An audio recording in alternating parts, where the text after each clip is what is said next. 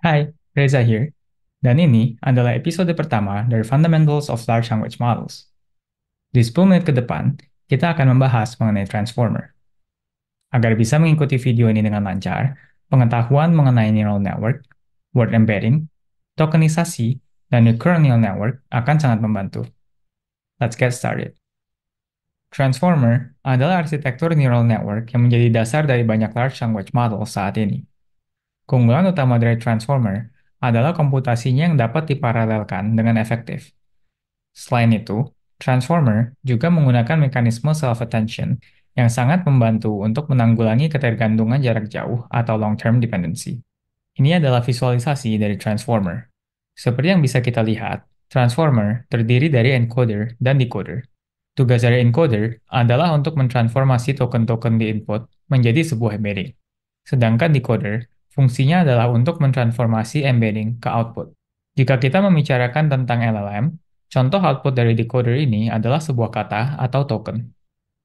Sebelum kita lihat arsitektur transformer secara detail, mari kita bahas dulu mengenai positional embedding. Kalian pasti sudah pernah dengar yang namanya word embedding. Lalu, apakah itu positional embedding? Tidak seperti recurrent neural network, di transformer ini tidak ada recurrency. Jadi, kita perlu adanya mekanisme yang membuat model untuk mengetahui posisi relatif dari token-token yang ada di input. Positional embedding itu intinya vektor, yang dimensinya sama seperti word embedding. Sebutlah kapital D sebagai dimensi dari embedding ini, dan D kecil sebagai posisi di positional embedding. Jika D kecil adalah angka genap, maka kita akan menggunakan sign function ini. Dan jika D kecil adalah angka ganjil, kita akan menggunakan cosine function. Di sini, P kecil adalah posisi token di input. Contohnya, jika kita menggunakan tokenisasi kata per kata, dan kalimat input adalah saya suka nasi goreng, maka token nasi itu ada di P sama dengan 2. Agar lebih konkret, mari kita lihat contohnya. Katakanlah kita punya input sequence yang panjangnya N. Kalau dari contoh tadi, saya suka nasi goreng, berarti N sama dengan 4 karena ada 4 token. Coba kita ambil token pertama. Setelah kita proses melalui positional embedding layer, kita akan mendapatkan D-dimensional vector seperti ini. Elemennya bisa kita hitung sebagai berikut. Untuk token pertama, P kecil sama dengan 0, yang berubah hanya D kecil. Jadi, untuk TE00, variabel D kecil itu sama dengan 0, dan kita pakai sign function karena 0 adalah angka genap. Lalu, untuk PE01, berarti D kecil sama dengan 1, jadi pakai cosine function, dan seterusnya. Sama juga ketika kita melihat token kedua, berarti P kecil sama dengan 1, dan kita ulang lagi proses komputasi yang mirip seperti sebelumnya. Alasan kita menggunakan sine dan cosine function sini adalah karena mereka akan memberikan positional embedding yang unik untuk setiap token. Selain itu, embedding yang dihasilkan juga akan memiliki properti yang desirable, di mana jarak di embedding space akan konsisten dengan jarak antara posisi token. Terakhir, secara konsep, karena sine dan cosine function itu sifatnya periodik, model kita akan lebih dimungkinkan untuk bisa ekstrapolasi dan menghandle panjang sequence yang lebih daripada yang telah dilihat di training data. Namun demikian, sine dan cosine functions ini bukanlah satu-satunya pilihan untuk positional embedding. Mirip seperti learning-based word embedding, kita juga bisa menggunakan learning-based positional embedding. Oke, sekarang kita sudah mengerti cara kerja dari positional embedding. Mari sekarang kita lihat encoder dari transformer ini. Sama seperti contoh sebelumnya, kita akan menggunakan notasi kapital N sebagai panjang input sequence, kapital D sebagai dimensi embedding, dan untuk simplifikasi, kita akan asumsikan tokenisasi kata per kata. Jika kita lihat diagram di kanan ini, langkah pertama adalah untuk memproses input yang terdiri dari N tokens dengan positional embedding dan word embedding layers. Output dari setiap embedding layer ini dimensinya adalah N by D. Lalu, kita akan ambil dua embedding matrix ini dan kita jumlahkan. Hasilnya adalah matrix lagi yang dimensinya sama. Kemudian, matrix ini akan kita proses dengan multi-head attention. Ini adalah tempat di mana model kita akan belajar untuk memberikan attention tertentu kepada setiap input token. Input dari multi-head attention adalah N by D matrix yang kita peroleh dari langkah sebelumnya. Kemudian, setiap D-dimensional vector ini akan kita proses secara independen menggunakan linear layer WQ1, di mana dimensi parameternya adalah D by dk. Ini akan menghasilkan Q1 matrix yang dimensinya adalah N by dk. Sebagai catatan, kita menggunakan notasi 1 di sini karena kita sebetulnya memiliki sebanyak H attention layers. Setelah kita mendapatkan matriks Q1, kita akan menggunakan linear layer dengan parameter WK1, di mana dimensi parameternya juga adalah D by dk. Mirip seperti yang kita sudah lakukan sebelumnya untuk mendapatkan Q1, setiap vektor dari input ke multi-head attention akan kita proses secara independen menggunakan WK1 untuk memperoleh K1 matrix. Sekali lagi, kita akan menggunakan satu lagi linear layer dengan parameter WV1 yang dimensinya adalah D by dV untuk menghasilkan V1 matrix. Langkah selanjutnya adalah melakukan multiplikasi matriks antara Q1 dengan K1 untuk menghasilkan S1 yang dimensinya adalah N by N. Secara konsep, matriks S1 ini diharapkan dapat mempresentasikan relasi antara satu token ke token lainnya. Lalu, kita akan membagi S1 dengan akar dari dk dan melakukan operasi softmax.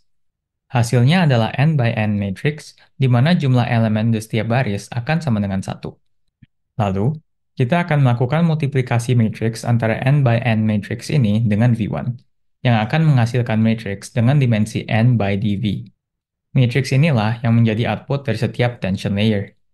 Seperti yang kita bahas sebelumnya, blok multi-head attention ini memiliki sebanyak H attention layers. Maka, kita akan melakukan komputasi yang baru saja kita bahas sebanyak H kali, di mana setiap attention layer memiliki parameternya tersendiri. Kemudian, hasil komputasi dari setiap attention layer ini akan kita concatenate dan diproses oleh sebuah pointwise linear layer, di mana setiap baris dari N by D matrix tadi akan diproses oleh linear layer ini secara terpisah. Karena dV sama dengan kapital D dibagi dengan H, maka kita akan mendapatkan kembali matriks dengan dimensi N by D. Sebagai catatan, setiap attention layer dan operasi-operasi pointwise lainnya itu dapat dilakukan secara paralel, sehingga komputasi jadi lebih efisien. Itulah operasi-operasi yang ada di dalam blok multi-head attention. Kembali ke encoder secara keseluruhan, output dari multi-head attention kemudian akan dinormalisasi, diproses oleh sebuah pointwise feed-forward network, dan dinormalisasi lagi untuk menghasilkan output dari encoder yang dimensinya juga adalah N by D. Sekarang, mari kita lihat cara kerja dari decoder yang sebenarnya mirip dengan encoder.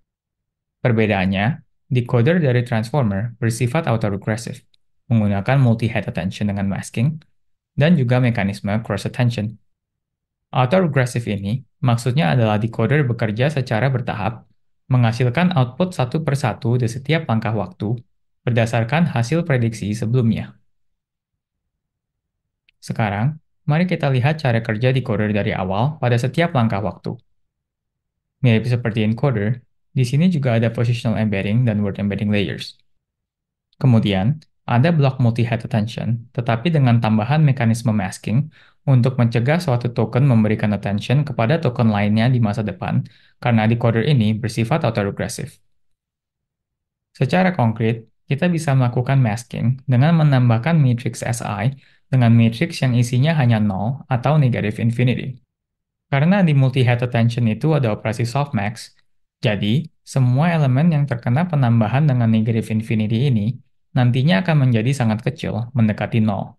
Setelah itu, outputnya akan diproses menggunakan multi-head attention dengan sedikit perbedaan. Kalau kita ingat dari sebelumnya, di encoder hanya ada satu sumber input dari multi-head attention. Tapi di sini, kita bisa melihat bahwa sumber input dari multi-head attention di sini itu ada dua, yaitu dari blok sebelumnya dan juga dari encoder. Kalau sebelumnya kita menggunakan input yang sama untuk menghasilkan matriks Q, K, and V, kali ini kita akan menggunakan output dari encoder sebagai sumber input untuk menghasilkan matriks K and V, dan output dari multi-head attention with masking sebagai sumber input untuk menghasilkan matriks Q. Mekanisme ini juga sering disebut sebagai cross-attention. Kemudian, kita akan memproses output dari multi-head attention dengan sebuah pointwise feed-forward network dan linear layer. Linear layer ini intinya adalah layer klasifikasi, Dan output dari linear layer terakhir ini, dimensinya sama dengan ukuran vocabulary token yang kita punya. Dan sama seperti problem klasifikasi pada umumnya, kita menggunakan operasi argmax untuk mengambil token dengan skor tertinggi. Karena sifatnya yang autoregressive, output ini akan kita gunakan sebagai input di langkah waktu selanjutnya. And that's it. Arsitektur transformer ini sekarang sudah banyak sekali digunakan di state-of-the-art large language models. Di video selanjutnya, kita akan melihat beberapa aplikasi transformer secara lebih konkret. Thanks for watching and see you in the next video.